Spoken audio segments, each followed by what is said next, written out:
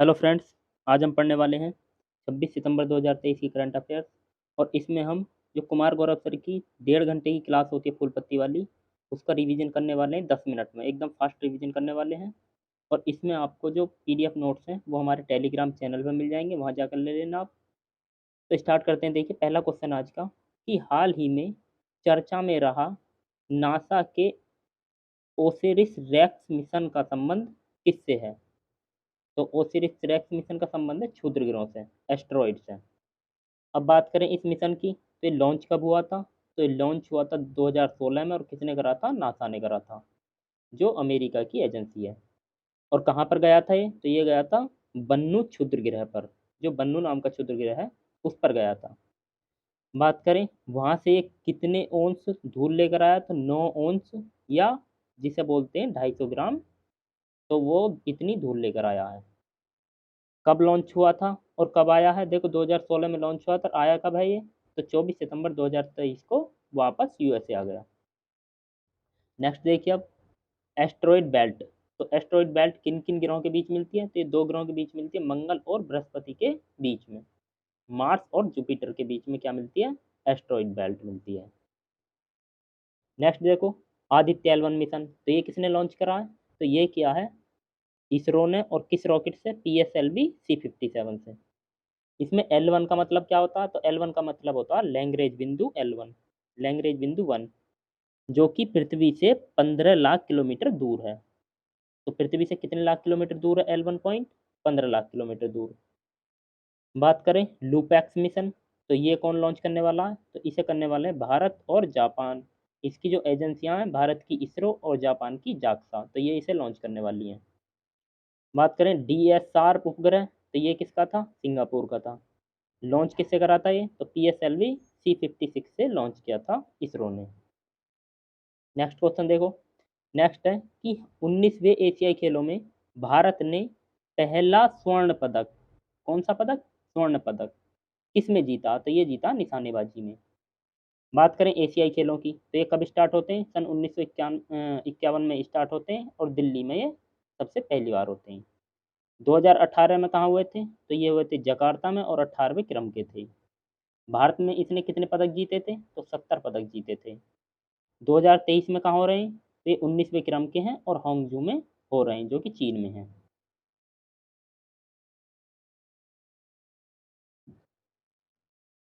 Next देखो कि भारत के ध्वजवाहक कौन है? जो 2023 के एशियाई खेल हैं, इसमें भारत के ध्वजवाहक कौन है? तो ये लवलीना और हरमनप्रीत सिंह। लवलीना बॉक्सिंग की खिलाड़ी हैं, और हरमनप्रीत हॉकी के खिलाड़ी हैं। अब कल क्या होता है? इसमें दो गोल्ड जीते हैं, एक शूटिंग में और एक जीता महिला क्रिकेट टीम ने। तो शूटिंग में 10 मीटर एयर राइफल में जीता है। और कौन कौन व्यक्ति थे ये? तीन व्यक्ति थे, ऐश्वर्य तोमर, रुद्राक्ष पाटिल और दिव्यांश पवार। ये तीन व्यक्ति थे 10 मीटर एयर राइफल में। महिला क्रिकेट टीम ने भी गोल्ड जीत लिया श्रीलंका को हराकर। नेक्स्ट देखो कि 2026 में कॉमनवेल्थ कहाँ होंगे? तो ये होने वाले ऑस्ट्रेलिया में 2026 में। 37वें राष्ट्रीय खेल कहाँ होंगे? तो ये गोवा में होंगे। जबकि 36वें कहाँ में हुए? तो ये हुए थे गुजरात में 36वें। 2024 ओलंपिक कहाँ होने वाला है? तो ये पेरिस में होने वाला है। और 2028 का ओलंपिक कहाँ होगा? तो ये लॉस एंजल्स में होगा, अमेरिका में। नेक्स्ट देखो अब, नेक्स्ट दिया है कि प्रतिवर्ष विश्व फार्मासिस्ट दिवस कब मनाया जाता है? तो ये कब मनाया जाता है? 25 सितंबर को। और 24 सितंबर को कौन सा दिवस मनाया जाता है? तो विश्व नदी दिवस। तो 24 सितंबर को विश्व नदी दिवस, और 25 सितंबर को विश्व फार्मासिस्ट दिवस मनाया जाता है। बात करें इंटरनेशनल फार्मास्यूटिकल संघ की, तो इसकी स्थापना कब होती है? 1912 में स्थापना होती है। और इसका हेडक्वार्टर कहाँ पे है? तो द हैग, नीदरलैंड में। अब देखो कुछ दिवस हैं, जैसे 7 सितंबर। तो कौन सा दिन मनाया जाता है इस दिन? ये मनाया जाता है अंतर्राष्ट्रीय पुलिस सहयोग दिवस। और 7 सितंबर 2023 को पहली बार मनाया गया है। अब पहली बार क्यों मनाया गया? क्योंकि 7 सितंबर सन 1923 को इसकी स्थापना होती है। तो इसे 100 साल पूरे हुए हैं अभी 2023 में। 14 सितंबर क्या मनाया जाता है? राष्ट्रीय हिंदी दिवस। 16 सितंबर को ओजोन दिवस। 27 सितंबर को विश्व पर्यटन दिवस। और बात करें आर्टिकल 351 किससे संबंधित है? तो यह हिंदी के विकास के लिए है। नेक्स्ट देखो अब, विश्व की सबसे लंबी नदी, तो ये कौन सी हो जाती है? नील नदी। एशिया की सबसे लंबी नदी, तो ये हो जाती है यांगत्से नदी, जो कि चीन में है। चीन का शौक किस नदी को कहते हैं? हांगहो नदी को।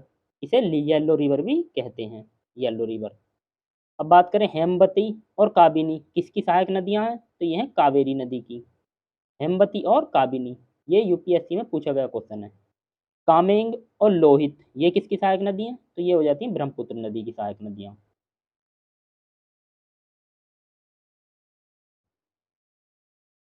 नेक्स्ट क्वेश्चन देखो कि हाल ही में वैश्विक दक्षिण के लिए भारत संयुक्त राष्ट्र क्षमता निर्माण पहल कहाँ प्रारंभ हुई है, तो ये कहाँ प्रारंभ हुई है? न्यूयॉर्क में। अब वैश्विक दक्षिण ग्लोबल साउथ, तो इसका मतलब क्या होता है? जो वैश्विक दक्षिण का मतलब होता है विकासशील देशों के लिए, और जबकि वैश्विक उत्तर के लिए क्या आता है? विकासित देशों के लिए। तो ये विकासशील के लिए आता है दक्षिण, जबकि उत्तर आता है विकसित देशों के लिए। यूएनओ, इसकी स्थापना होती है 24 अक्टूबर 1945 को। इसका नवीनतम सदस्य कौन है? तो 193वां सदस्य है साउथ सूडान, दक्षिण सूडान। हेडक्वार्टर कहाँ पर है इसका? तो न्यूयॉर्क में हेडक्वार्टर हो जाता है यूएनओ का, मैनहट्टन द्वीप पर। महासचिव कौन है वर्तमान में इसके? एंटोनियो गुटारेस। कितने अंग हैं यूएनओ के? तो 6 अंग हैं। यूएन महासभा के 78वें सत्र के हेड कौन है? तो इसके हैं डेनिस फ्रांसिस। ये याद रखना आपको, 78वें सत्र के हेड कौन है? Dennis Francis. इंटरनेशनल कोर्ट का मुख्यालय कहाँ पर है? तो इसका द हेग, नीदरलैंड में। ये 6 अंगों में से 5 का मुख्यालय न्यूयॉर्क में, जबकि छठे का मुख्यालय द हेग, नीदरलैंड में है। भारत की स्थायी प्रतिनिधि कौन है यूएनओ में? तो रुचिरा कंबोज। नेक्स्ट देखो अब। नेक्स्ट क्वेश्चन है कि हाल ही में अत्यधिक युद्धक टैंक मरकावा मार्क 5 का अनावरण किसने किया है? तो इसका अनावरण किया है इजराइल ने। अब मरकावा मार्क 5 ये एक हिब्रू शब्द है जिसका अर्थ होता है बिजली। यह याद रखना है कि इसका अर्थ क्या होता है? बिजली होता है, बिजली। अब कुछ देखो, ये जैसे खैबर मिसाइल है, तो ये किसकी थी? ईरान की। फतह, ये भी ईरान की मिसाइल है। ओरोन, ये इजराइल का ड्रोन है। आईएनएस विंध्यगिरी, ये प्रोजेक्ट 17A के तहत छठा जहाज है। वरुणास्त्र, वरुणास्त्र क्या है? ये हैवी वेट टॉर्पीडो है। आईएनएस अर्नाला, ये एंटी सबमरीन शिप है। नीराक्षी, तो ये पानी में बारूदी सुरंगों को पता लगाने के लिए है। जलदोस्त, तो ये झीलों में खरपतवारों को नष्ट करने के लिए है। और किसने लॉन्च किया था? बंगलुरु ने। प्रबल क्या है? तो प्रबल है लंबी दूरी की रिवॉल्वर, जो कि कानपुर में बनाई गई है। लिसा, तो ये एआई आधारित क्षेत्रीय न्यूज एंकर है, जो कि उड़ीसा ने लॉन्च की है।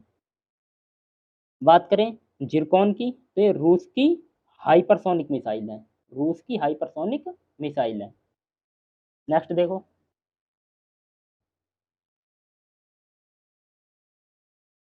नेक्स्ट है कि जल शक्ति मंत्री गजेंद्र सिंह शेखावत के अनुसार भारत के कितने परसेंट गांवों ने ओडीएफ प्लस का दर्जा प्राप्त किया है? तो ये कितने परसेंट ने किया है? 75% ने। बात करें कि ओडीएफ प्लस क्या होता है, तो ओडीएफ प्लस वो होता है जो खुले में शौच से मुक्त हो जाते हैं। तो खुले में शौच से मुक्त 75%। भारत के पहले जल शक्ति मंत्री, तो ये हैं गजेंद्र सिंह शेखावत। इससे पहले जल शक्ति मंत्री का पद नहीं था, लेकिन अब जल शक्ति मंत्री का पद हो गया है, तो ये पहले बने थे गजेंद्र सिंह शेखावत। 100+ ओडीएफ का टारगेट भारत ने कितना रखा? 2024-25 तक। भारत के पहले सहकारिता मंत्री, तो ये अमित शाह। और ये वाला पद भी कब अभी बना है?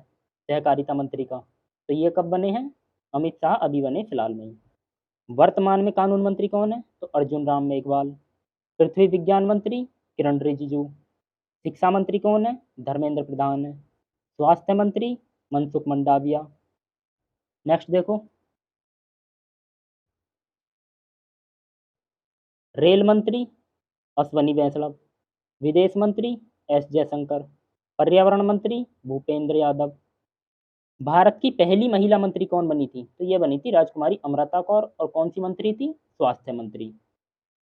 91वें संविधान संशोधन के द्वारा जो 2003 में हुआ था, तो इसमें 15% मंत्री बन सकते हैं। किसी भी लोकसभा या विधान परिषद में 15% मंत्री बन सकते हैं। नेक्स्ट देखो अब। नेक्स्ट है कि हाल ही में भाभा परमाणु अनुसंधान केंद्र के निदेशक पद पर किसे नियुक्त किया गया? तो ये किया गया विवेक भसीन को नियुक्त किया गया भाभा परमाणु अनुसंधान केंद्र पर। जबकि पूर्व में इसके अध्यक्ष कौन थे? अजीत कुमार मोहंती। अब बात कर लेते हैं हम भाभा परमाणु अनुसंधान केंद्र मतलब बार्क की। तो बार्क की स्थापना कब होती है? 1945 में। और हेडक्वार्टर कहाँ पे है इसका? ट्राम्बे, महाराष्ट्र में। इसका नाम बार्क कब पड़ा था? तो ये 1966 में पड़ा था। किसके नाम पर पड़ा था? ये डॉक्टर होमी जहांगीर भाभा के नाम पर पड़ा था। अब कुछ महत्वपूर्ण अपॉइंटमेंट देख लेते हैं। जैसे ए के मोहंती, ये परमाणु ऊर्जा आयोग के अध्यक्ष हैं। प्रवीण सूद, ये सीबीआई के निदेशक। प्रवीण कुमार श्रीवास्तव, ये सीबीसी के हेड हैं। एस सोमनाथ, तो इसरो के अध्यक्ष हैं। नेक्स्ट आते हैं राजीव गाबा, ये कैबिनेट सचिव हैं। अब नेक्स्ट क्वेश्चन देखो कि हाल ही में कर्मा पूजा महोत्सव कहाँ मनाया गया है? तो ये कहाँ मनाया गया है? झारखंड में। और ये महोत्सव बिहार में मनाया जाता है। अब बिहार में क्यों मनाया जाता है? क्योंकि बिहार से ही कट के कौन बना था? झारखंड। ये पहले बिहार में मनाया जाता था, लेकिन ज़्यादातर जो मनाया जाता है अब झारखंड में मनाया जाता है। तो ऑप्शन में अगर झारखंड और बिहार दोनों हैं तो झारखंड मारना है। नेक्स्ट देखो, कर्म वृक्ष की पूजा की जाती है इसमें। जो एक कर्मा पूजा महोत्सव है, इसमें कर्म वृक्ष की पूजा की जाती है। भाई बहन का प्यार दर्शाया जाता है। और जनजाति कौन सी मनाती है इसे? तो बेंगा, उराव और मझवार। तो ये 3 जनजाति हैं, बेंगा, उराव, मझवार, ये इसे मनाती हैं। नेक्स्ट देखो, केर पूजा या खारची पूजा, तो ये कौन मनाते हैं? त्रिपुरा के वासी। बोनालू तेलंगाना में मनाया जाता है। लोसर फेस्टिवल लद्दाख में मनाया जाता है। जबकि लोसांग फेस्टिवल सिक्किम में मनाया जाता है। यहाँ देखो लोसर है और यहाँ पे लोसांग है। तो लोसांग सिक्किम में और लोसर लद्दाख में। सूरजकुंड मेला फरीदाबाद हरियाणा में। कोकबरोक भाषा कहाँ की है? तो ये त्रिपुरा की भाषा है। ये यूपीएससी में क्वेश्चन पूछा गया था, कोकबरोक भाषा कहाँ की है? त्रिपुरा की भाषा है। नेक्स्ट देखो, अब नेक्स्ट क्वेश्चन है कि हाल ही में भारतीय प्राणी सर्वेक्षण ने समुद्री मछली सी रॉबिन्स की एक नई प्रजाति कहाँ खोजी है? तो ये कहाँ खोजी गई है? पश्चिम बंगाल में। और ये कैसी मछली है? तो ये हड्डीदार मछली है, मतलब इसका हड्डीदार सिर है, नुकीली रीढ़ की हड्डी है इसमें, और ट्राइलिडे परिवार की है। तो ये इसकी खासियत हो जाती है कि हड्डीदार सिर, नुकीली रीढ़ की हड्डी और ट्राइलिडे परिवार से। बात करें हम भारतीय प्राणी सर्वेक्षण मतलब जूलॉजिकल सर्वे ऑफ इंडिया, तो इसकी स्थापना और इसका हेडक्वार्टर कहाँ पे है? तो इसका हेडक्वार्टर कोलकाता में। रेड डाटा बुक कौन जारी करता है? आईयूसीएन जारी करता है। और आईयूसीएन की स्थापना कब होती है? 1948 में। और ग्लैंड स्विट्जरलैंड में इसका मुख्यालय है। बात करें WWF की, वर्ल्ड वाइल्ड लाइफ फंड, विश्व वन्य कोष, तो इसकी स्थापना होती है 1961 में और हेडक्वार्टर हो जाता है इसका ग्लैंड स्विट्जरलैंड में। UNEP, United Nation Environment Programme, तो इसकी स्थापना होती है 5 जून 1972 को और नैरोबी केन्या में इसका मुख्यालय है। UNFCCC, तो इसकी स्थापना होती है 1994 में और हेडक्वार्टर कहाँ पे है इसका? तो वॉन जर्मनी में है। नेक्स्ट देखो, बैटिलिप्स कलामी प्रजाति, तो ये किसकी प्रजाति है? ये समुद्री टार्डीग्रेड की प्रजाति है, जिसे बोलते हैं हम समुद्री भालू। तो समुद्री भालू की प्रजाति कौन सी है? बैटिलिप्स कलामी। और ये बैटिलिप्स कलामी किसके नाम पर रखा गया नाम? APJ अब्दुल कलाम के नाम पर। और कहाँ पर मिली थी ये? तमिलनाडु में। बात करें कि हाल ही में कहाँ कला क्रांति मिशन लॉन्च किया गया है? तो कला क्रांति मिशन कहाँ लॉन्च किया गया है? ये किया गया पश्चिम बंगाल में। किसने किया है? तो ये जो पश्चिम बंगाल गवर्नर है आनंद बोस, उन्होंने इसे लॉन्च किया है। यह गुरु रविंद्रनाथ टैगोर को समर्पित है। जो ये कला क्रांति मिशन लॉन्च हुआ है, गुरु रविंद्रनाथ टैगोर को समर्पित है और कला संस्कृति को बढ़ावा देता है ये। अब बात करें देखो शांति निकेतन, तो शांति निकेतन की स्थापना कब होती है? 1901 में होती है। कौन करते हैं? रविंद्रनाथ टैगोर। और शांति निकेतन है कहाँ पर ये? तो ये हो जाता है कोलकाता में। बात करें कि यूनेस्को ने अभी इसे 41वीं वर्ल्ड हेरिटेज घोषित किया है।